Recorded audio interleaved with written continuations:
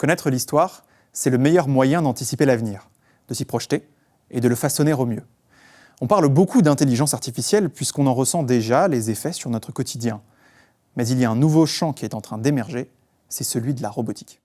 Pas besoin d'être expert pour sentir que quelque chose de très important se joue avec ce domaine.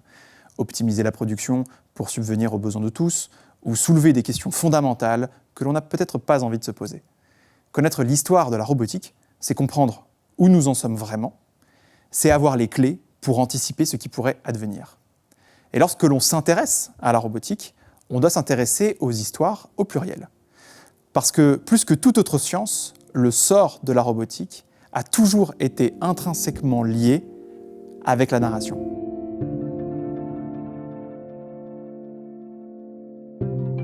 L'humain a toujours été attiré par l'idée d'être accompagné de créatures artificielles. On trouve des traces millénaires de notre imaginaire de robots, le golem de la Bible, les servantes mécaniques que l'on trouve dans les récits d'Homère pendant la Grèce antique, les automates. Il existe une multitude d'exemples de créatures artificielles créées pour assister les humains, les servir, les divertir, voire pour nouer avec eux des liens émotionnels. Mais le mot robot n'apparaît pas avant 1920. Karel Čapek écrit alors une pièce de théâtre affublée du nom poétique de RUR, dans laquelle des machines appelées robots travaillent pour les êtres humains. C'est donc dans une pièce de théâtre que naît la robotique.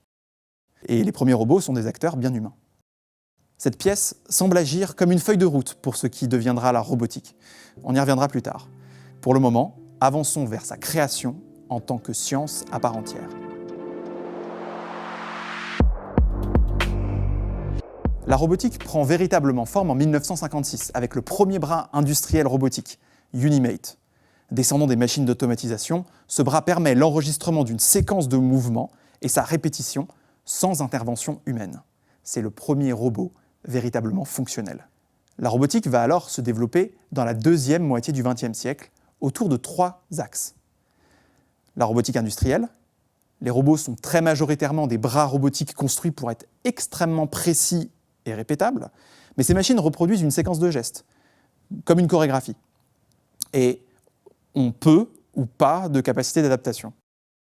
Les bras industriels constituent la première réussite commerciale et véritable transformation insufflée par la robotique, notamment dans le secteur de l'automobile et de l'aéronautique.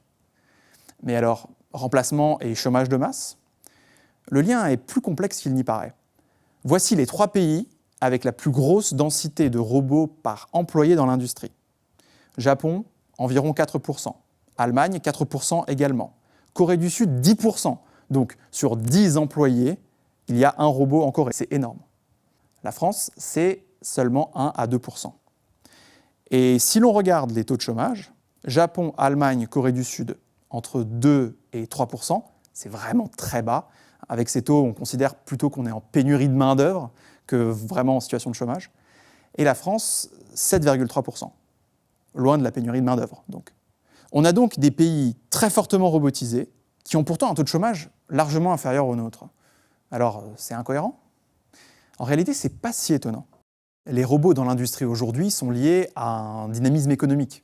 Un pays qui a des robots est un pays qui produit, donc qui a des étals de commerce remplis, qui peut exporter et qui crée de la richesse. Ça veut aussi dire que des emplois sont créés partout autour des robots qui produisent. Dans la logistique, dans la vente, dans l'entrepreneuriat. Oui, il y a des activités qui correspondent au temps moderne de Chaplin, qui sont réalisées par des machines alors qu'elles étaient réalisées par des humains. Et ça nécessite des réponses de la société pour que personne ne soit laissé sur le carreau. Mais les dynamiques de création d'emplois sont complexes. Et de dire qu'un pays qui se dote de robots est un pays condamné à une explosion du chômage, jusqu'à présent, ça ne se vérifie pas.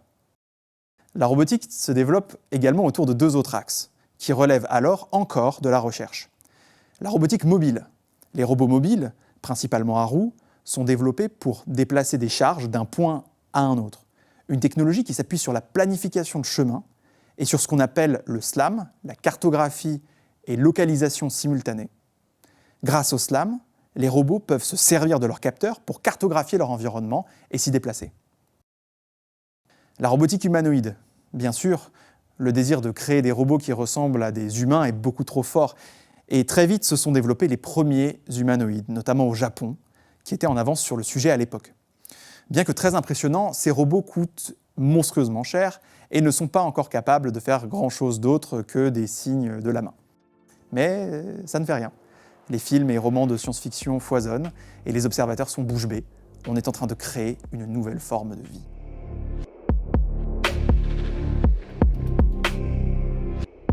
Le XXIe siècle marque un tournant, le développement fulgurant de l'intelligence artificielle. Un point essentiel à avoir en tête à propos de la robotique, c'est que l'intelligence artificielle et la robotique sont au départ deux disciplines scientifiques très distinctes. Des disciplines qui correspondent à des compétences différentes, des conférences et journaux différents et des enjeux différents. À grands traits, l'intelligence artificielle, c'est le domaine où l'on cherche à créer des programmes informatiques capables de reproduire les traits de l'intelligence, typiquement résoudre des problèmes de prédiction, de classification, mais aussi de prendre des décisions. La robotique, c'est d'abord la science du corps et de la machine. C'est le lien et la coordination entre mécanique, électronique et informatique, pour permettre à une machine d'interagir avec le monde physique. L'IA, c'est le cerveau, la robotique, c'est le corps. Dans la deuxième moitié du XXe siècle, les scientifiques en robotique ne s'intéressaient pas beaucoup à l'apprentissage. Ils utilisaient plutôt des formes simplifiées de traitement de l'information, notamment via des arbres de décision. À cette époque, l'essentiel était déjà de construire une machine qui tient debout et qui peut être contrôlée comme on l'entend, ce qui est déjà beaucoup. Récemment, l'un des grands noms de l'apprentissage robotique aujourd'hui, Jan Peters, a raconté dans une conférence comment ses professeurs réagissaient lorsqu'il disait qu'il voulait faire de l'apprentissage pour la robotique. Il raconte que dans le plus gros laboratoire de recherche en robotique de Munich, les gens lui disaient littéralement « ne fais pas de l'apprentissage. L'apprentissage ne sera jamais utile en robotique ». Les décennies suivantes vont lui donner raison. À partir des années 2000, l'informatique a pris de plus en plus de place dans la robotique. Des simulateurs de qualité sont développés et les méthodes plus avancées d'IA font leur apparition. Le point de bascule, c'est 2012. Un article publié dans le domaine de la vision par ordinateur montre que l'on peut utiliser l'apprentissage profond, en anglais le deep learning, pour résoudre des problèmes complexes à partir d'un grand volume de données d'exemples. À partir de cet article, un grand nombre de champs scientifiques se mettent à utiliser l'apprentissage profond et la robotique n'est pas exclue.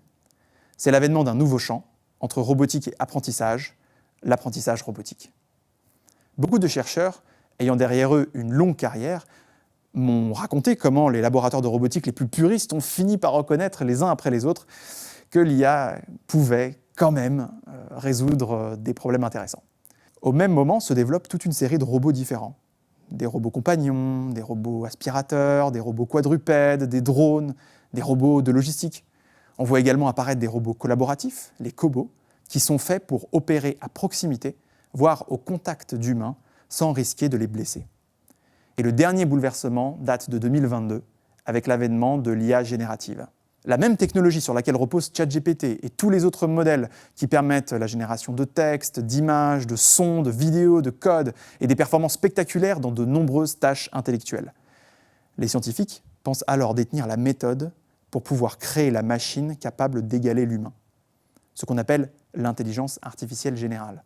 Et la communauté robotique croit avoir entre ses mains la technologie qui donnera enfin des capacités d'adaptation aux robots.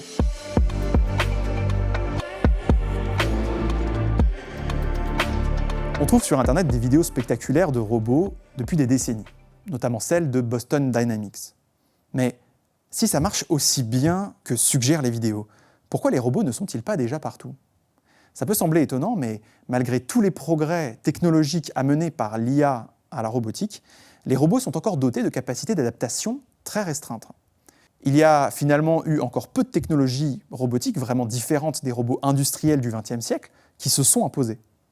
En 2016, un programme d'intelligence artificielle a battu à plate couture le champion du monde du jeu de Go, jeu de plateau réputé alors trop complexe pour la machine. La même année, une équipe de brillants chercheurs en robotique disposant de moyens similaires, c'est-à-dire colossaux, ont produit un article très important. Après des semaines d'entraînement et avoir fait intervenir des équipes d'ingénieurs massives parmi les meilleurs au monde, ils permettent à des bras robotiques d'attraper des objets avec 20% d'erreur, avec des pinces, des mouvements très contraints et des objets spécifiques. Le robot rate 1 fois sur 5. Pourtant, c'était un très gros résultat.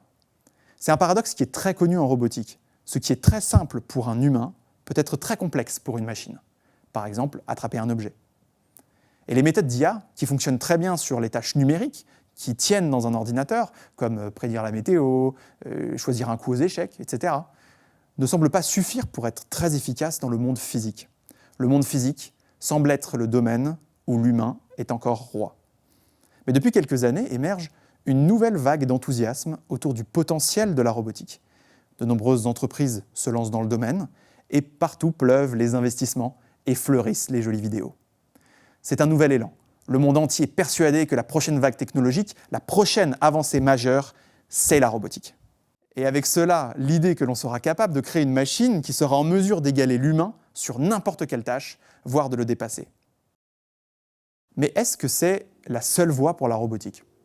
Est-ce le chemin le plus prometteur d'un point de vue scientifique, technique, et le plus fécond sur le plan sociétal ?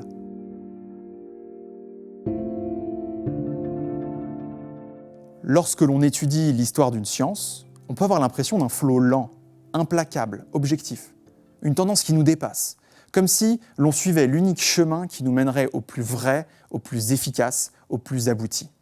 En réalité, la recherche est un processus beaucoup plus chaotique, et cela se joue parfois à des détails pour qu'une voie soit explorée plutôt qu'une autre, qu'une hypothèse soit formalisée, ou qu'elle ne puisse même pas être imaginée. Cela se joue parfois à quelques mots. Nous avions commencé cette vidéo en parlant du fait que le mot « robot » avait été inventé dans une pièce de théâtre. On sous-estime à quel point ce récit est fondamental dans la naissance et l'évolution de cette science. Comment ce texte et ceux qui l'ont suivi ont façonné les imaginaires. La pièce RUR de Čapek ne fait pas que de donner leur nom aux robots. Elle définit 3 critères qui vont marquer les scientifiques comme les sociétés dans leur vision et leurs attentes de la robotique. Les robots sont des machines qui sont faites pour égaler les humains dans toutes les tâches possibles. Les robots ont une forme qui s'apparente à celle des humains, ce qu'on appelle la forme humanoïde. Et enfin, les robots finissent par se retourner contre les êtres humains. Ils finissent par être une menace pour eux et vont jusqu'à les remplacer définitivement. Que l'on voit un peu dans Frankenstein, mais Čapek est celui qui le pousse vraiment loin. Ces 3 critères ont, à mon avis, profondément influencé la robotique.